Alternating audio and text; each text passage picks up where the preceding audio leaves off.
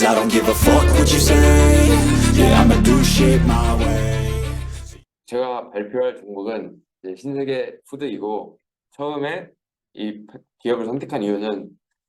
이 아파트들의 이제 구내식당이 조금 이렇게 확장을 하고 있어서 이것이 어쩌면 큐의 증거가 될 수 있지 않을까, 이렇게 한번 생각을 해봤습니다. 근데 그래서 그 아파트 입주민 식당에 가장 적극적인 행보를 보이고 있는 게 이 신세계 푸드라서 지금 이 기업을 선택을 했고, 네, 신세계 푸드가 가장 적극적이고, CJ 프레시웨이는 청량리역의 롯데캐슬 사업을 수주해서 10월부터 운영 예정인데, 딱히 이렇게 공격적으로 하고 있진 않아서 뭐 아직 수익성도 이쪽이 수익성이 그렇게 크게 나는 것 같진 않아서 신세계 푸드를 선택한 이유이고, 삼성 웰스토리도 그렇게 신세계 푸드보다는 좀 공격적으로 하고 있지 않고, 현대그린푸드도 아직 입주민 아파트에 들어가 있지 않고 구체적인 계획도 좀 없다고 이렇게 하는 것 같아서 이 회사를 한번 선택을 좀 해봤습니다. 하지만 좀 제가 이렇게 기업을 선택했는데, 이 아파트 이 사업이 아직 뭔가 수요가 이렇게 좀 있긴 한데, 좀 식수와 이런 것 때문에 수익성이 좀 좋은 편이 아니라는 좀 얘기가 있어서 좀 투자 아이디어가 좀 틀리긴 했지만, 어쨌든 한번 발표를 해보겠습니다. 이 급식 산업은 이 산업이 지금 이 고도화되기 시작하고 출생률이 좀 급격하게 저하가 되면서 산업체, 오피스, 학교 등에서 식수가 구조적으로 감소하고 있는 추세이고, 출생률을 고려할 경우에 이런 구조가 더욱 가속화될 가능성으로 지금 높아서, 그다음에 뭐 생산 가능 인구가 감소하고 향후 수익성을 확보하고 이런 사업을 영위할 수 있는 그런 업체가 제한적일 것으로 지금 전망되고 있는 그런 상황입니다. 그래서 구조적으로 좀 제조 라인 증설을 통해서 수익성 개선을 할 수 있는 이런 업체로 시장 재편이 가속화될 것이고, 상위 몇 개 업체만 좀 살아남지 않을까, 이렇게 지금 이런 상황입니다. 신세계 푸드는 현재 시가총액이 한 1,760억 정도이고, 이것은 신세계 푸드의 지금까지 그런 역사이고, 사업 영역은 식품 제조, 식자재 유통, 베이커리, 외식, 위탁 기업 서비스, 이런 사업들을 하고 있습니다. 하나하나 설명드리면은, 사업부는 식품 서비스와 유통 서비스 부문은 나뉘고 있고, 식품 서비스 부문에서는 위탁급식과 보노보노, 노브랜드 버거 이런 것도 운영을 하고 있고, 유통 서비스 부문에서는 산지 계약 재배와 해외 소싱 등을 통해 분지기의 이런 식자재를 유통하는 그런 사업을 하고 있고, 연결 대상 종속 회사로는 스무디킹과 이런 만두 제조 회사인 세빈식품, 미국 소재 이런 대체육 유통회사인 배럴푸드가 지금 있습니다. 또한 이 신세계 푸드는 또 HMR 브랜드의 올바의 제품을 직접 개발해서 생산하고 있고, 노브랜드 피자, 노브랜드 버거로 지금 대표되는 외식 가맹 사업을 통해서 국내 프랜차이즈 시장의 트렌드를 지금 가고 있고, 블랑제리와 이 베이커리라는 브랜드로 이 좀 고객들한테 좀 가성비 있는 그런 빵을 팔면서 또한 또 급식 사업을 통해 이렇게 하고 있습니다. 그다음에 또 이 베러미트가 좀 이 신세계 푸드에서 좀 집중을 하는 것 같고, 그래서 대한육 제품 개발을 통해서 식품 제조업 매출을 확대해 나갈 것으로 이렇게 생각이 되고 있는 상황입니다. 또한 노브랜드 버거와 피자 이런 것들을 통해서 뭔가 그 좀 가맹 사업의 확장을 갈 것으로 지금 보이고, 이 제이 딜러라고 이 정용진 부회장의 이런 좀 좀 토대로 이렇게 만든 이런 캐릭터를 활용해서 직접 사업권 캐릭터 사업을 할 예정입니다. 정용진 회장의 이런 팔로워 수가 80만에 육박을 하고 좀 그래도 인기 있는 그런 경영진 중에 한 명이 아닌가, 이렇게 한번 해서 좀 인기도 있고 한 것 같습니다. 주요 주주는 이마트 외 신세계 조선호텔 이렇게 해서 55.55%를 들고 있고, 국민연금공단이 한 7% 가까이 들고 있었는데 최근에 좀 지분을 줄여서 6.11% 이렇게 지금 들고 있습니다.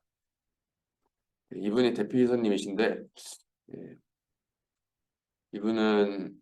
좀 오비 맥주에서 2010년부터 좀 해서 마케팅 총괄 부사장으로 역임을 했고 카스를 이제 국내 1위 맥주 브랜드로 뭔가 마케팅 작업을 좀한 사람으로 좀 마케팅 전문가로 알려져 있고 아, 진짜 이 신세계에서도 마케팅 상무로 영입되는데 뭐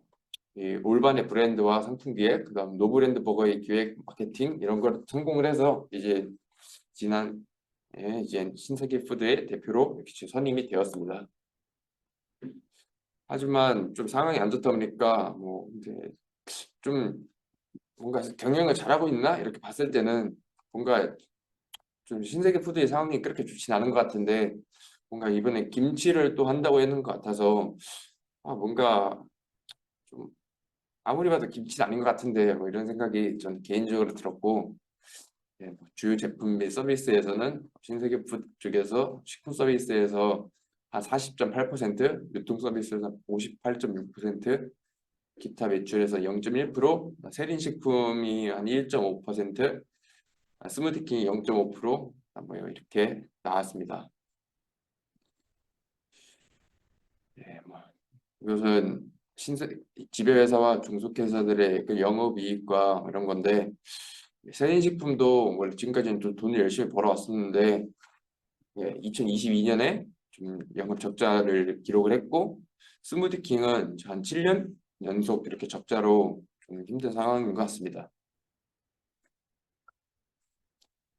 뭐 스무디킹에 지금까지 뭐 만선 적자로 얘네가 신세계 푸드가 스무디킹을 뭐 제2의 스타벅스라고 이렇게 생각을 하고 열심히 한번 키워보려고 이렇게 했던 것 같은데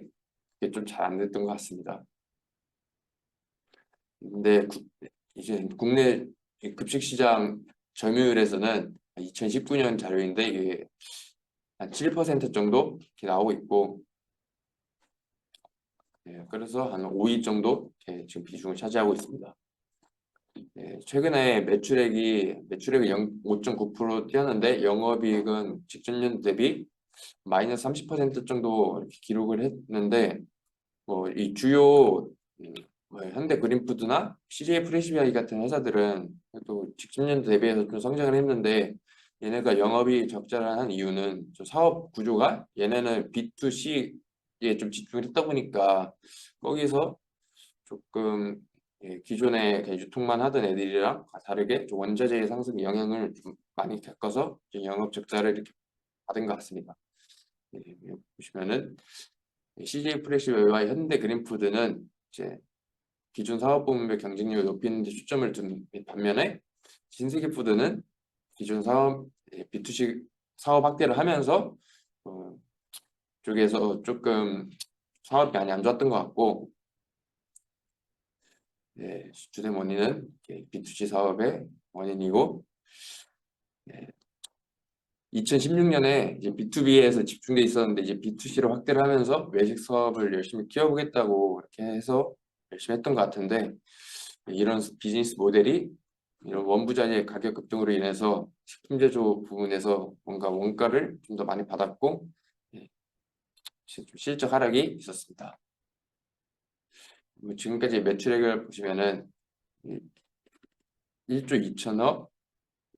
1조 3,200억, 1조 4천억 이렇게 계속 성장을 하고 있는데 또 영업이익 부분에서 조금 이렇게 좀 안 좋은 게 있고 영업이익률도 솔직히 막 2% 이렇게 좀 나는 사업 비즈니스에서 그렇게 매력적인 비즈니스 아니다라는 전 생각이 들었고 부채 비율도 지금 한 200% 가까이 돼서 조금 부담스럽지 않을까라고 생각이 들었습니다. 하지만 이 산업은 현재 집밥 트렌드로 인해서 이 HMR 이 서비스가 좀 그렇게 어느 정도 지금 2022년에는 한 5조 원 정도 추정될 정도로 또 성장을 하고 있고 국내 식자재 유통시장의 규모를 봤을 때도 계속 꾸준히 좀 성장을 할 것으로 보여서 매출은 성장할 것 같은데 이 비즈니스가 영업이익이 막 그렇게 크게 나는 그런 비즈니스는 아니라서 조금 좀 힘든 비즈니스가 아닌가라는 생각도 저는 들었고 단체 계획 또한 맨 앞에서 말씀드렸다시피 이런 고령화, 생산 가능 인구수 감소, 산업 구조 변화에 따른 대형 산업체, 급식 정체와 이에 따른 좀 저마진 단가 입찰, 이런 인건비 상승, 근로시간 단축에 따른 고정비 증가 이런 것들 때문에 좀 정체되어 있는 상황입니다. 하지만 이런 정체되어 있는 상황에서 또 아파트 급식에 뭔가 좀 의미 있는 좀 추후에 증가를 좀 보일 수 있지 않을까, 저는 이렇게 한번 생각을 했고 접근했었는데 그게 너무 좀 아닌 것 같아서 이 부분은 이제 집중하지 않았고, 이게 계속 서치를 해보니까 이게 언더스탠딩이라는 유튜브 채널에서 이 대표이사님이 나와서 이 대한육에 대한 이런 이야기를 할 정도로 뭔가 이 얘네가 무엇보다 이 대한육에 대해서 되게 관심이 많고 신세계 푸드가 대한육 시장에 좀 집중을 되게 하고 있다라고 저는 생각을 해서 대한육 시장을 좀 봤는데, 신세계 푸드가 청담 SSG 푸드마켓에 대체육 제품 매장을 열었고, 한국 채식 인구 규모도 2021년에 250만 명 정도 될 정도로 꾸준히 성장을 하고 있고, 이 미국의 비건 시장 성장에 따라서 또 프랜차이즈 사업도 성업이 된 이런 결과도 있었다 보니까 지금 이런 상황이다 보니까 뭔가 국내에서도 이 비건 시장이 좀 커지고 비건 관련 프랜차이즈 시장도 커졌을 때 신세계 푸드가 의미 있는 매출을 낼 수 있지 않을까, 이렇게 한번 생각을 해봤습니다. 근데 뭐 최근 밸류에이션을 봤을 때는 막 그렇게 뭐 급격하게 큰 변화가 있을 것 같진 않아서, 1분기 IBK 남성현 연구원님께서 뭔가 매출액은 3,454억, 영업이익은 47억 원 정도 이렇게 예상을 좀 하시는 것 같아서, 뭔가 이 비즈니스 자체가 계절성 또한 없고 뭐 새로운 뭔가가 뭐 이렇게 있어 보이진 않아서 급하게 살해해서 POR이 한 9배 정도라고 그냥 봤는데, 뭔가 밴드를 봤을 때도 거의 저점이기 때문에 뭔가 근데 비즈니스 매력은 너무 떨어지는 것 같아서, 하지만 너무 업황 이런 것도 좀 안 좋고 뭐 이래서 매수를 해서 좀 오래 기다리면은 수익이 나긴 날 수도 있을 것 같은데 잘 모르겠습니다. 그래서 저는 매수를 하지 않을 것 같고, 리스크를 보면은 이제 원재료 가격 상승에 따라서 마진이 축소될 수 있다는 리스크와 이 대체육 시장에서도 지금 고기가 뭔가 이 열기가 좀 식어버렸다는 했다는 것과 이 대체육이 뭐 더 저렴할 것, 실제 고기보다 더 저렴할 것으로 예상이 되었지만 막상 제품이 나오니까 가격에서 큰 차이도 보이지 않고 또 식물성 재료라 건강하다고 알려졌는데, 이런 첨가물들이 들어가면서 건강성이 이점도 좀 모호해졌고 이렇다 보니까 뭔가 아직 대체육 시장이 뭔가 의미 있는 성장을 하지 않는 것 같아서 좀 이 정도가 리스크가 아닐까 이렇게 생각을 해봤고, 또한 최근에 신세계 이 노브랜드 버거가 200호점을 돌파했었는데 그래도 어느 정도 포화 상태가 아닌가라는 이런 생각과 함께 노브랜드 버거가 성장한 이유가 좀 가성비적인 측면에서 좀 성장을 했다고 저는 생각을 했는데, 노브랜드 버거 또한 가격을 올렸다 보니까 어느 정도 타 버거 회사들에 비해서 이제 가성비적인 측면에서는 좀 뭔가 이점이 사라진 게 아닌가라는 생각이 들었고, 이 노브랜드 버거 또한 좀 의미 있는 성장은 좀 끝나지 않았나 이런 생각이 들어서 이게 좀 리스크가 아닐까 이렇게 생각을 해봤습니다. 감사합니다.